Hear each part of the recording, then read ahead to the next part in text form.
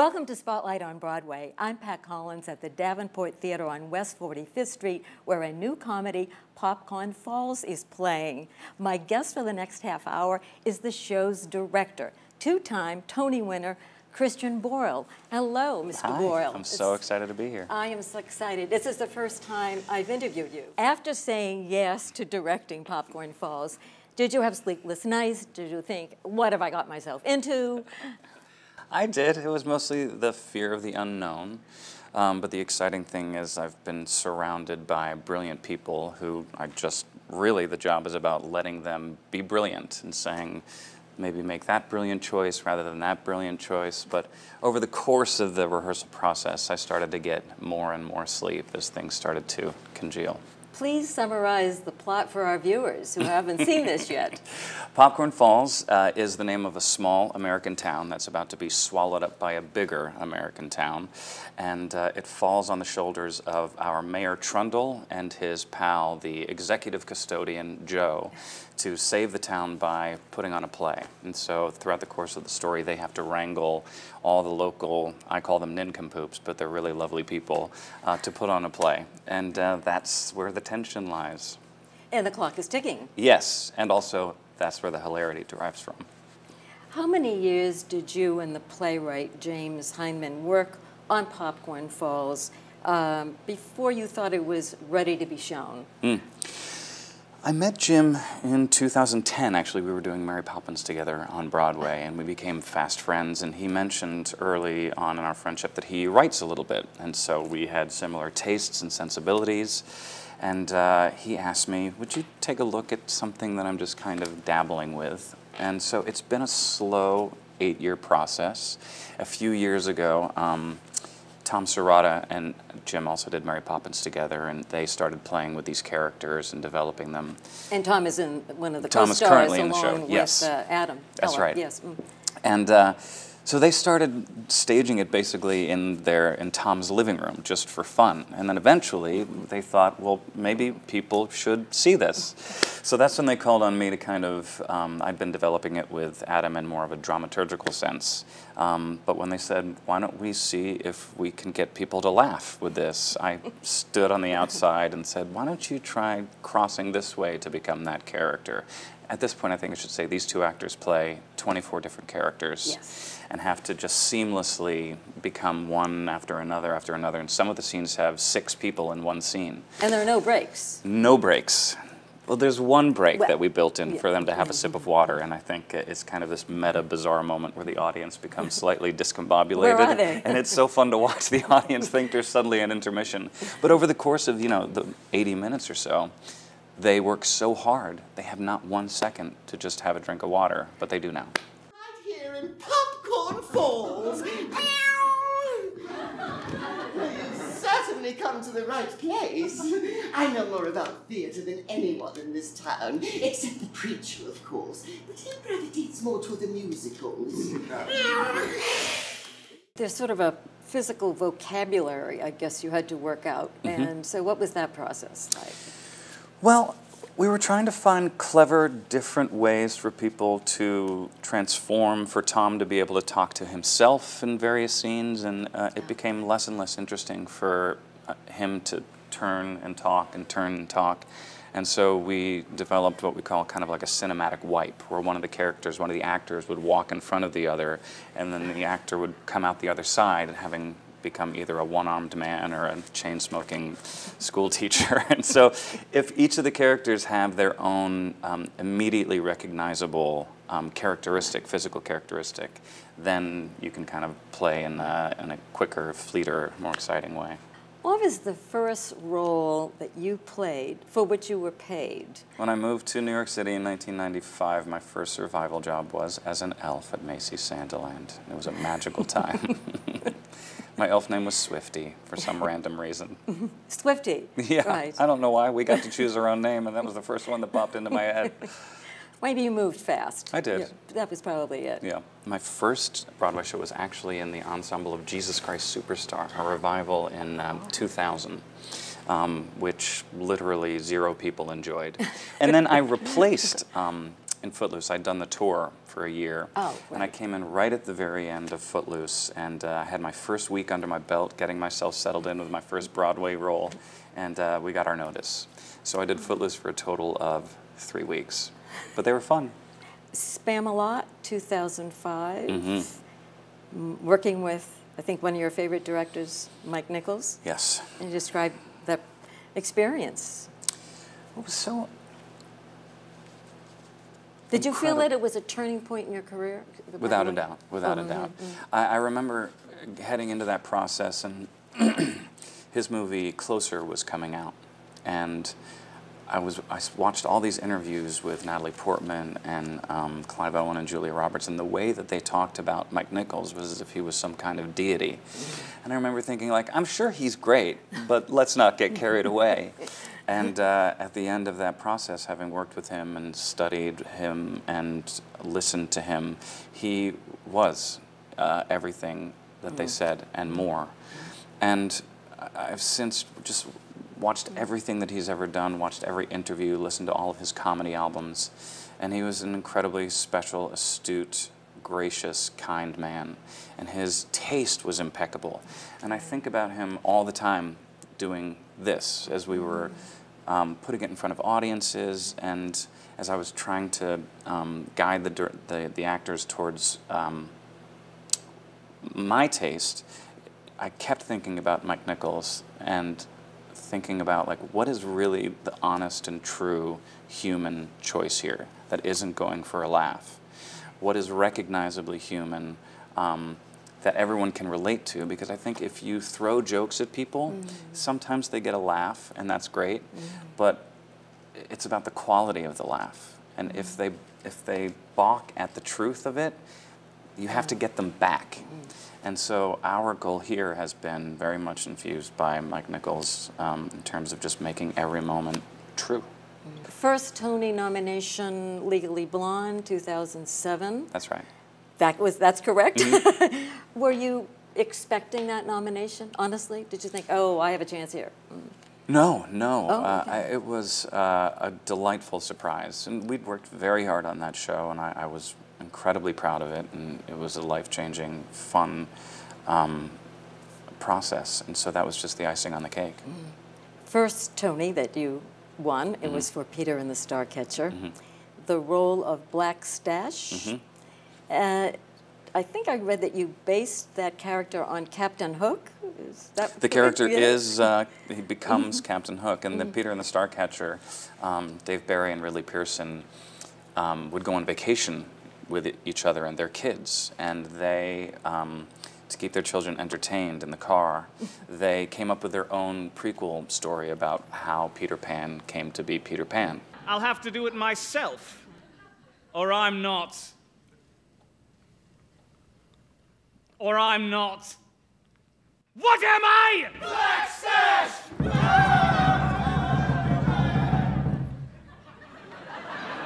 Physically demanding part.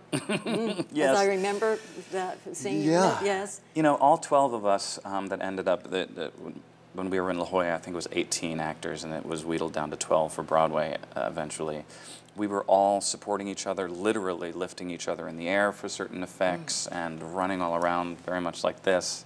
And there was a trunk that I had to play with that I had to flip over, slide across, and I had these football pads on my hips and knee pads, and even so, I was just bruised and beaten and cut, but it was worth it. The other Tony was for Something Rotten. How would you describe your version? You're playing William Shakespeare. How would you describe your version of the Bard? Well, similar to Black Stash, and I don't know if I should read too much into this, but he also feels at the end of the day when he's alone like a fraud. And so it's all false bravado, it's all presentation, and I basically, you know, ripped off Mick Jagger and Prince and Britney Spears and a panoply of other rock stars and just kind of peppered everything in, made him an amalgam of stardom. Well, it worked. Thanks, I loved it so much. The first musical you appeared in pre-Broadway, which was what? perhaps something in high school? Hint? Are we talking about Oklahoma? Yes. Yes, yes. Good. Yes. No, that was really, I love Oklahoma so much. It brings back all of these kind of like Proustian, like emotional wells of giddiness. I was really shy my sophomore year of high school, and I always had visions of doing the musicals and the plays, but I was too shy. And a friend of mine, incidentally named Shy, dragged me to an audition for Oklahoma. I was 4'11", and I had like a skate rat hairdo, like hair flopping in my face, and I was a little fearless, and my voice was 2 octaves up. My voice hadn't changed yet. And I got the part of Will Parker. And yeah, it changed my life forever. Do you have any pictures of that or recordings? Yes, I do. We'd like to see them. Maybe not, but we'll see. What is your next Broadway show? We miss you. That's so nice. Yeah. Thanks. I have nothing in the hopper. You know, it's the way Broadway develops. It is a years-long process. So there are a couple things that I have my eye on, but they're very far away. So I think after Popcorn Falls, it's just going to be a little vacation for me. Well, you will have earned it. Thank you. Speaking of your voice, your singing voice, which is extraordinary. Thank you. Your speaking voice is extraordinary too. It's a little nasally, but thank you. But speaking of the singing voice, did you take singing lessons as a kid? Not as a kid. Growing up? When I went to Carnegie Mellon, all the classes that we took, one of them, obviously, I had a fantastic voice teacher named Gary Klein. And it was just 4 years of studying with him. And, you know, as with everything in college, it's not like you graduate and are a fully fledged, fully formed actor or singer. But you are given enough tools then to, over the course of decades, fine-tune everything. And then I found really with almost every role, one after another, I would find a different part of my voice to exercise. And now it's quite a different instrument. Boy like you looks to the sky at the stars and planets passing by. If the boy's like me, he'll want to fly into the stratosphere. Who encouraged you to pursue a career in the theater? Was this something you thought about yourself and kind of didn't want to tell the folks? What did your parents want you to do?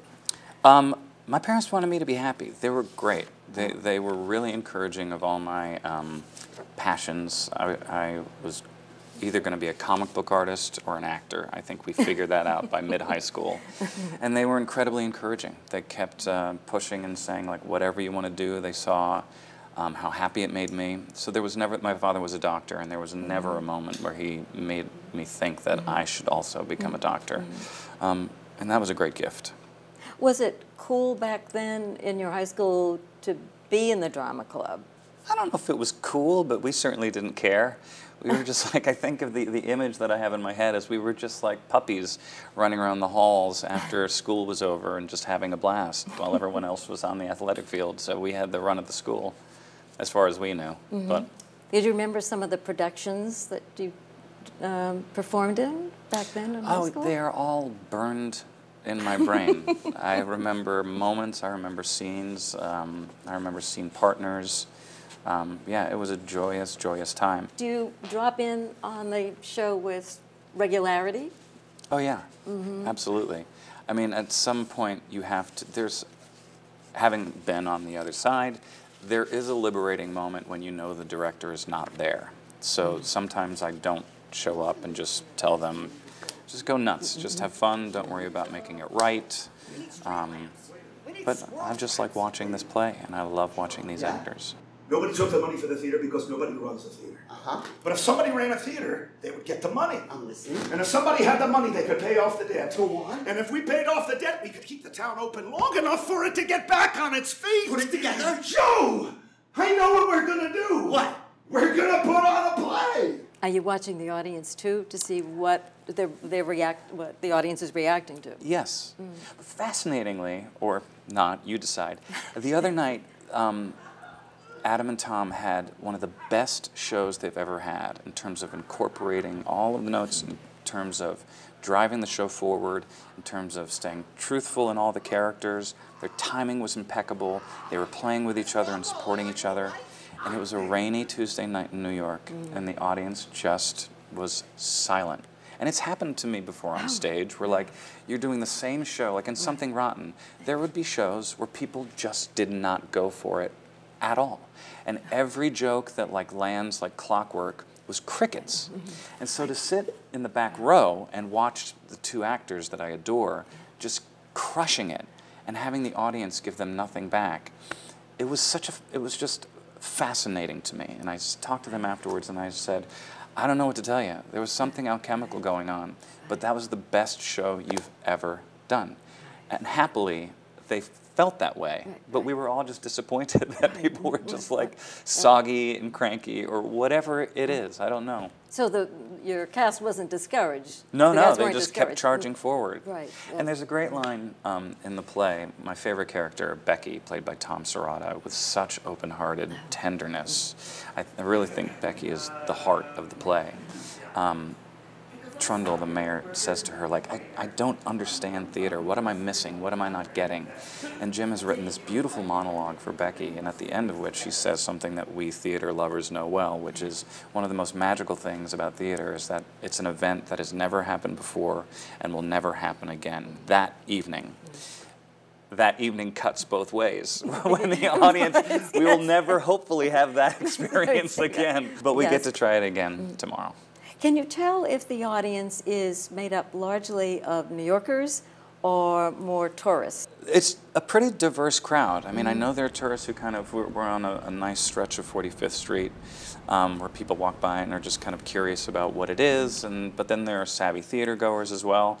And what I love about the play is that it has something for everybody. If you know the ins and outs of theater, there's certainly, it's just a love letter to the theater. And if you don't know that much, it's also, there's so much about the story that is about where we are as a country, without being political about it, without stating any, it's not a polemic, but it's just, it's recognizable that like, oh yeah, I know towns in America that are struggling, that are being swallowed up by larger towns, that are being redistricted, and people are having hard times. And theater, it's actually based on a true story. Oh, really? And I didn't know. When Jim wanted to take this show out of town, we went to Marine City, Michigan. And a lot of his family is from around there. And there was a strip of about a mile in Marine City that had just, everything had gone away. All the businesses were gone. And there was an incredibly enterprising, courageous woman who decided, I'm going to open a theater, and I bet you the businesses come back. And it happened. She opened this theater, and one by one, all these businesses started coming back. Then years later, she was like, I'm going to open a little black box theater. So now there are 2 theaters there, and even more businesses came back. Now there's a big hotel on the corner, and you see the strip totally revitalized by theater. By theater. And that's just exactly what this story is about. So, get ready to put on a play! What are you talking about? Well, we don't have costumes. Don't need them. We don't have sets. A compelling story, that's what makes a good play! We don't have any actors. Sure we do. You and me? Yeah, you were class clown, remember? And I'm a politician. If I know how to do anything, it's act. Was there a little bit more pressure on you knowing that this is based on a true story? You want to honor the folks who were involved and got the ball rolling. Certainly. Yes. So was there a little more pressure? Oh, this is Yeah, not. This not is pressure. Just like yes. it was an honor in a way. And also one of the reasons why I didn't want to, not that the characters are based on true life people, but let's hope not. to want to do a service to these characters and not, I called them nincompoops earlier, but that's not really true, to do a service to these characters as real people. Tomorrow. You need to put on your play by tomorrow. What? The grant was awarded without an end date. I have just added one. We can't put on a play in a day. Oh, well, too bad. 1 month. 2 days. 3 weeks. 4 days. 5 weeks. 6 weeks. 7 days. Perfect. Dude! I think in this age that we're living in, where attention spans are narrowing with our screen life, and if if there's not instant gratification, some of my favorite things this year were one-act musicals, The Band's Visit and Once on This Island. I was grateful. I got my money's worth. I was grateful for how they treated my time, which is with economy, telling a great story, and what we've tried to do here is just make it as tight and take out all the fat and give you all the entertainment that you could possibly want out of 80 minutes. And then you look at your watch and you're like, oh, right. What are we going to do now? We have the whole night ahead of us to talk about Popcorn Falls and how much we laughed, hopefully. Was that something you knew right from get-go, that you wanted a very tight show, or that that thought occurred to you as you were in rehearsal, tighten, tighten, tighten? It's more about the Mike Nichols ethos of killing your darlings, and there are things that we hold on to that we love, little scenes, little lines, characters, that we just fall in love with, and you have to, my job, I have felt, is to take a step back and say, but does it really fit? Does it keep the evening moving? Does it keep everything cohesive?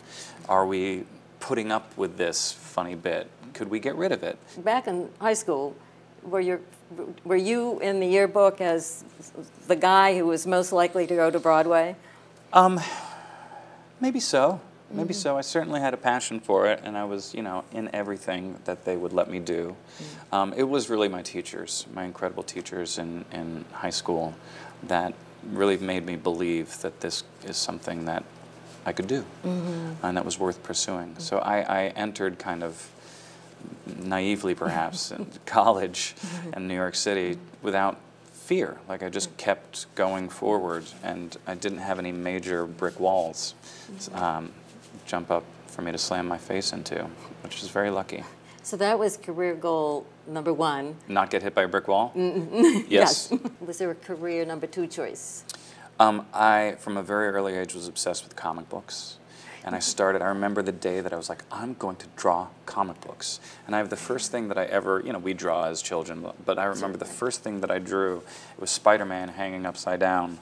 And I just, every day, my high school life was consumed with putting on original Broadway cast albums on my record player, if you can imagine such a thing, and drawing at my drafting table. So hours of joy just spent doing that.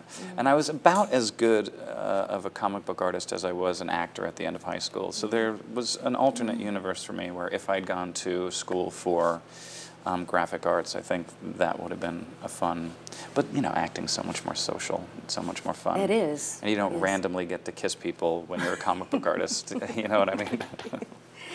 Now that would be frowned upon, perhaps. I think so, yes. appropriately so. Yes, yes, exactly.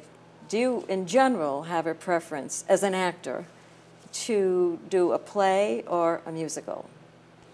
I really don't have a preference. I joke a little bit about, like, I'll just take whatever people will give me, which is true. Like, if anyone has a job offer, I'm ready to go. But it is more for me about, I've been so lucky over the last couple of decades becoming friends with so many incredible creators, writers, directors, composers, that it's more about gravitating towards the people involved. It's not so much what you're going to do, it's with whom you're going to work. Yes, and then obviously there's the kind of tickle of like a great fit of a story, or if it's a revival, something that I've been dying to do, or if it's, Is there one that you're dying to do? There's one that's maybe like a decade away. Oh. And I'll let that just kind of sit out there in the ether. But, also just... the old saying goes, the only real power that an actor has is the ability to say no. And so there are things that pop up that I'm curious about, and then there are other things that pop up that I'm less curious about, if that makes sense. I don't know what the next thing is, but I'm looking forward to it. Is there a sort of a ritual backstage, pre-show or post-show here at Popcorn Falls? Well, it's so bizarre to be on the other side of things for the first time, because I know that they are up in the dressing room running lines. I know that they are behind this set getting themselves amped up. They have things to do. They do, but you know, on some level, once I sit down in that seat, there's nothing I can do. The work is done, and it's a strange new sensation. But to like have gone through first preview, just sitting there like, okay, take it away, my beautiful children, fly. And they did. And it's so gratifying, but it's a very different and strange experience. My work is done here. On some level, yes. until the next day, until I go home and think about every single thing and like wake up in the middle of the night and like, oh God, they got to cross behind the thing, and then I try to go back to bed and we need to change that line, we need to punch up that joke, but it's thrilling. Popcorn Falls, very funny. Thanks. Beautifully directed. Thank you. Beautifully acted. I love them. They're Yes. geniuses. And so are you. Thank you very much. I can say that. I accept. I can say that. Why not? I accept. It's good to be with you. You too. Thank you so know, much. It's the first time I'm meeting you. So I know, it's a pleasure. Big treat. Thank you. Me too. Thank you. And thank you for being with us. See you next time for Spotlight on Broadway.